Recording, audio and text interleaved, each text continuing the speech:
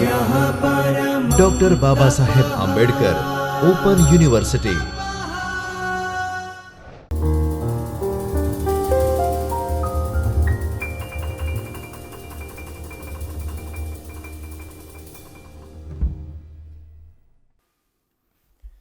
Welcome to Dr. Babasaheb Ambedkar Open University, Ahmedabad, established by the Government of Gujarat. I am here at Chaitanya Studio in the Jyotirmay campus of Dr. Babasaheb Ambedkar Open University.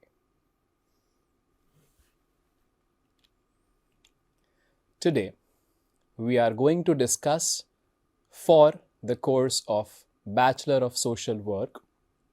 The paper that we are going to discuss is BSWR 103 Communicative English. We are going to discuss Block 1, that is Introduction to Communication. The second unit, which is called the Characteristics, Process and Principles of Communication. And today, we will discuss the process of communication. Now, before we begin with this topic, I'm going to give you two scenarios. We will look at these two scenarios throughout this question. All right. The first scenario is, suppose you are traveling somewhere, you're going somewhere, and you see a person crossing the road. You are looking at that person. Possibly he is blind, possibly he is not aware of the surroundings, and you see another vehicle coming towards that person. This is the first scenario. And the second example, let us take of a movie. I believe many of you must have seen the movie Razi. In that, the character that is played by Alia Bhatt, the character of Sehmat, what happens is that when she goes into a different country, there are messages that she needs to send. These are the two examples that we will look out when we discuss this question today. Let us continue. When we look at this topic of the process of communication, the learning objectives will be, you will be able to know and understand the process of communication. You'll be able to know and understand the stages involved in the process of communication. All right. So with these two learning objectives in mind, let us understand the process of communication. The process of communication comprises the transmission, that is the sending, that is the exchange of the sender's idea to the receiver and the receiver's reaction to the sender in the form of feedback. All right. So when I send a message and when you get the message, you react towards it. This entire thing comprises of the process of communication. There are 7 stages in the process of communication. The circle that moves shows that the process of communication is an endless process. Communication itself is an endless process. Stage 1. The first step towards the process of communication is generation of idea. Okay, now look at the first example that we had thought of. There is a man crossing the road. You look towards the man. You see that there is a vehicle that is coming towards him and the person is unaware. He does not know that he is going to be hit, possibly, by the coming vehicle. What would you think about this situation? What would you have on mind? You might want to save the person. So the first thought that comes to your mind is, save this man. The idea that was generated in your mind is the first stage in the process of communication. That means the generation of idea. All right. Look at the second example. When Sehmat was in another country, she heard the message. She heard someone talk and she wanted to know if the things are right. So she went, she heard, she saw. She knew that this was the message that needs to be communicated to someone in India. So she had a thought. That becomes the first step in the process of communication. That means having an idea, that means having a thought, that means having a feeling, something that you want to exchange, something that you want to tell, something that you need to inform the person about. So the first stage is generation of idea. Then goes on the different stages, and we will look at all these stages one after the other. So what is generation of an idea, or what is the generation of a thought?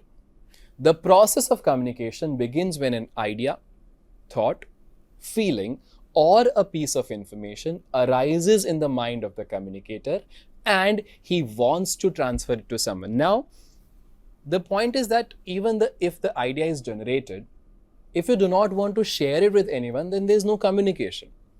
So look at this line. It mentions that the idea arises in the mind of the communicator and he wants to transfer it to someone. Right? If the idea is just in the head, then there is no process of communication, then there is no exchange of any idea. So there has to be an exchange, there has to be a transfer. Right? Then the communicator is also called the sender. Now, a sender can be an individual, a single person. A sender can be a group of people giving the same message, or it can even be a company. Okay. The second stage, after the generation of the thought, that means after the thought has been generated in the mind of the sender, he has to encode the message. Now, what do you mean by encoding? It is not a computer-related term. Encoding means that the person has to send the message in a particular format. Right? Now, suppose, for example, if you look at the first scenario, the man is crossing the road. The idea was, save that man. How will you save that man? You will have an idea, and then that idea has to be sent to the person. So you will encode your idea. You cannot just send a thought, right? The thoughts have to be transformed into words or into symbols or into actions, and these could be transferred, right? So your idea, your thought have to be encoded. All right. Now see, for example, the first scenario, you shout, watch out, or danger, or somebody help. What did you do? The idea was to save the person. What did you do next? You encoded your ideas, you encoded your thoughts and made it transfer into words. Help, watch out, danger. That is oral communication. Suppose you had a painting or a picture of the danger symbol. You would wave that at the person. If the person is not in the hearing range, then you can wave at the person. What did you do? You transformed or encoded your ideas into actions. That is the second stage. That means you encoded the message. Look at the second scenario of the movie. When Sehmet understood that she had to send a message, how did she encode the message? With the machine that she was given. Tuck, tuck, tuck, tuck, tuck, tuck, tuck. What did she do? She encoded whatever she wanted to say. She learned that when she was back here, and then she used the same process to encode whatever thought that she was going to send. That is called encoding. All right. Then what are the next stages? Let us look at that in detail later. So the second stage is encoding. What is encoding?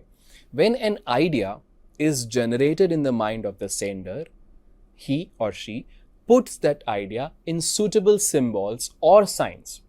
Like it can be words, it can be letters, it can be signals, sounds, gestures, pictures, anything. Whatever he finds that this should be the best way to send the message, the person, based on his understanding, will encode his thought. Why does he do that? He wants to represent the idea for the purpose of its transmission. You just cannot send or transmit a thought or an idea. It has to be communicated in different ways, like words or letters or signals, sounds, gestures, pictures, in so many different ways. This process is called encoding. All right. This becomes the second stage. I hope this is clear. Moving on to the third part. Now you have the message encoded. All right. The person has shouted, help, or save, or watch out.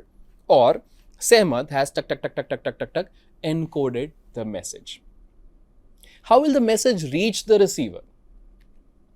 The third stage is channel or media. Using a proper channel or using a proper media to send the message. It is very important to understand, to select the proper media or to select the proper channel according to your message. All right. Now, what is that? Channel or media. The sender conveys the message to the receiver through a suitable media and a channel. Suppose if I am talking to you, what am I doing? The media and the channel is, it could be through YouTube or through different channels or through satellite or through video lectures. Anyway, the point is that I am sending the message to you through a particular channel, through a particular medium. Though the two different words are mentioned here, the words channel and medium can be used interchangeably. Understand the difference. For example, if you write a letter to someone, all right, you're writing a letter to someone, then the letter that you write is a medium, okay? But the mail service, when you go and post it, and through the postal service, through India Post or whatever service that you have chosen, the mail service becomes the channel.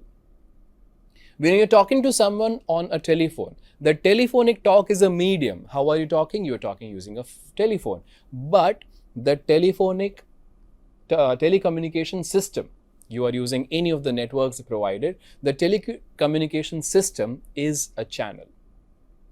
Coming back to the first scenario, when you are going to shout, help, protect yourself, danger, save, watch out, the words are encoded. But when you shout, speech is the medium and your words travel.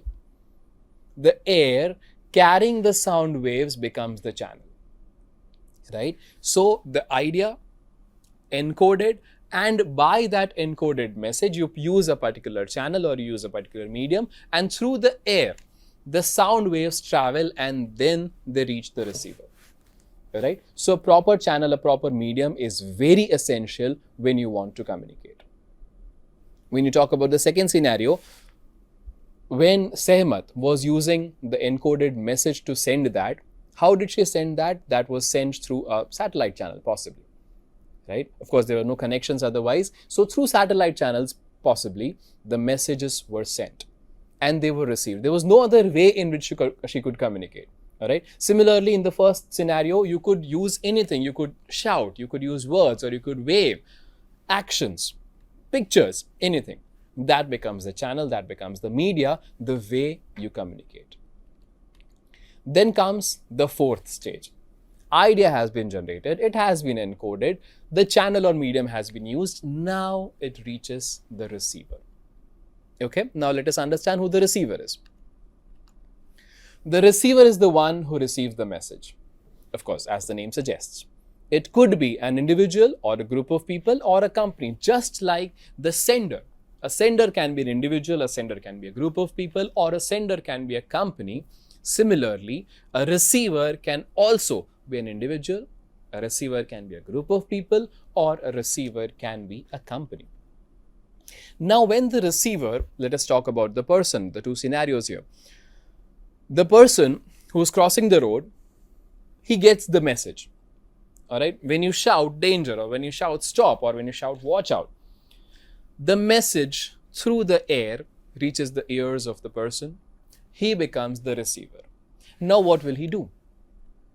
If he hears the message, or if he sees you shouting and moving your hands up and down and jumping, the person receives the message, yes, but then what will he do? There comes the next step. That is stage 5. Now, what is stage 5? After the generation of an idea, the encoding of the message, using a proper channel or a medium, reaching the receiver, the 5th stage is decoding the message. Now, how do you decode the message? In the first scenario, when the person sees you, when the person hears your shout, what does he understand? Suppose he belongs to the same communication group. If he listens to your words, help, or save yourself, or watch out, or danger, The point is that he might or might not understand English, but he does understand the voice. He understands that there is something wrong, right? Through the emotions of your voice, or through the feeling that is sent through your voice, the person will understand the danger in the situation. So what does he do? He decodes the message.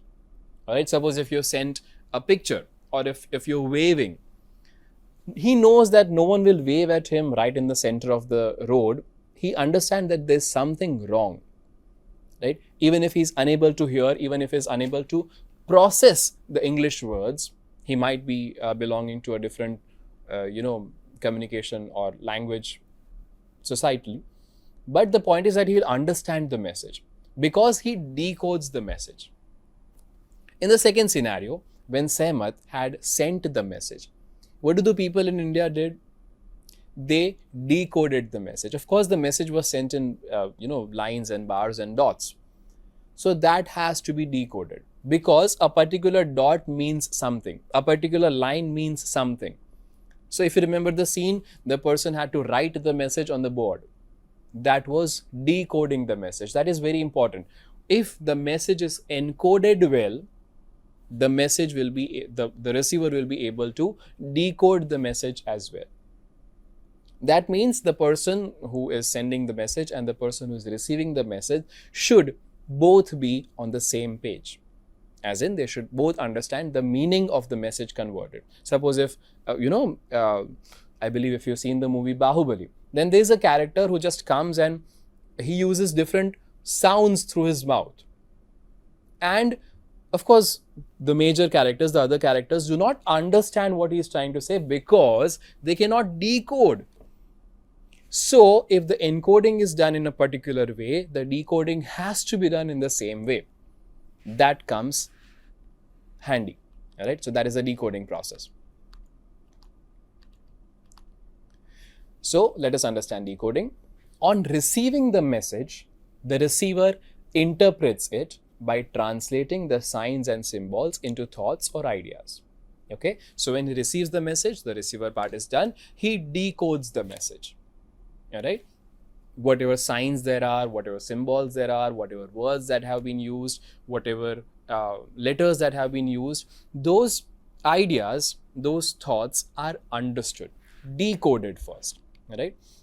The process of understanding the message by the receiver through translation of symbols or signals into ideas is called decoding. Look at this picture that is being formed. Now see, the first stage was generation of an idea. Then came the encoding. All right. Now there is decoding. The words are there. You have to decode them and you have to generate your own idea. So from generation of an idea to encoding, now it is back to decoding and then generation of an idea. All right. So the receiver will decode the message and the receiver will try to understand that. He will translate the symbols or signals into ideas, and this part, this process is called decoding. The sixth stage, generation of an idea, encoding using a proper channel or media, receiver, decoding. Now, after the process of decoding, the receiver will understand the message. The receiver will understand the importance of the message. The receiver will understand the information or the knowledge that is being sent to him through the message. Right? So, if he decodes it well, if it was encoded well in the first case, if he decodes it correctly, if he decodes it well, then he can understand the message well. Of course, that depends on how he takes that. So, understanding the message. The decoding of the message by the receiver will now generate a thought in his mind. If he has decoded it well, that will be converted into a thought, that will be converted into an idea, and then what will he do? The message thus will generate an understanding in the mind of the receiver, right? That means now the receiver will understand the message. Suppose, for example, in the first scenario, when the person decoded that there is something wrong with this, he understood that the message that is being sent to them is of danger.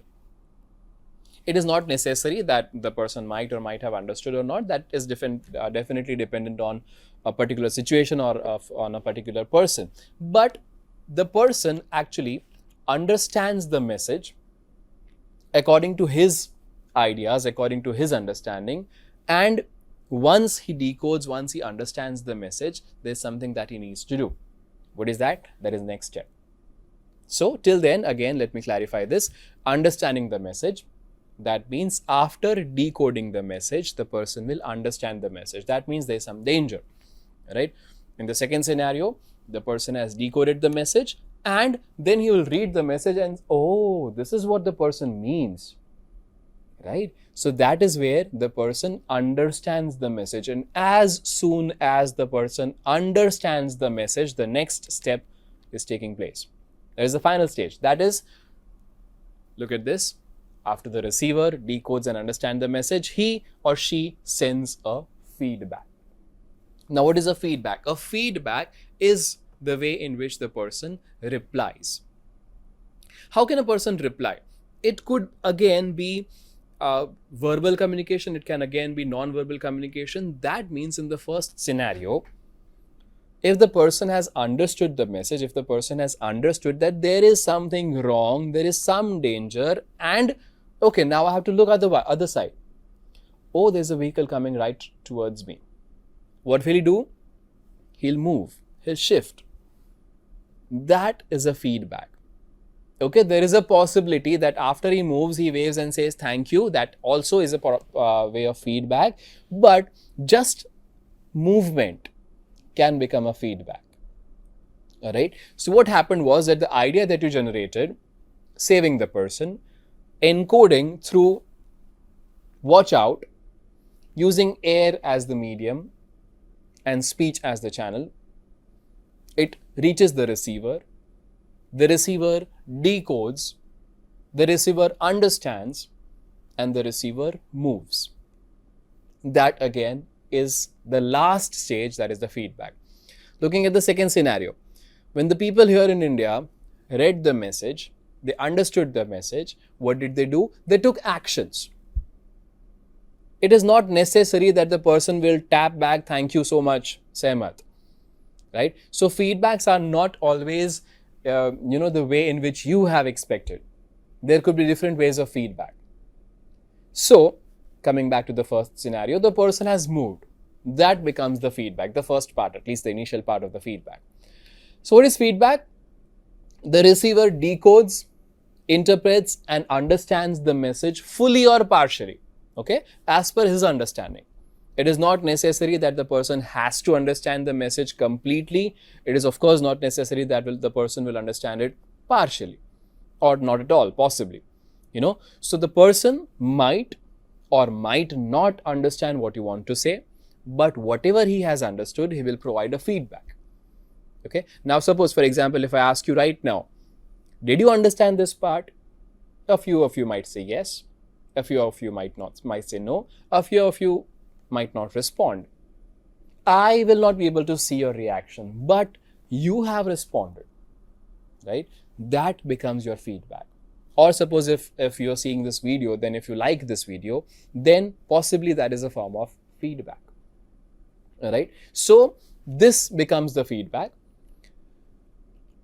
It is very necessary.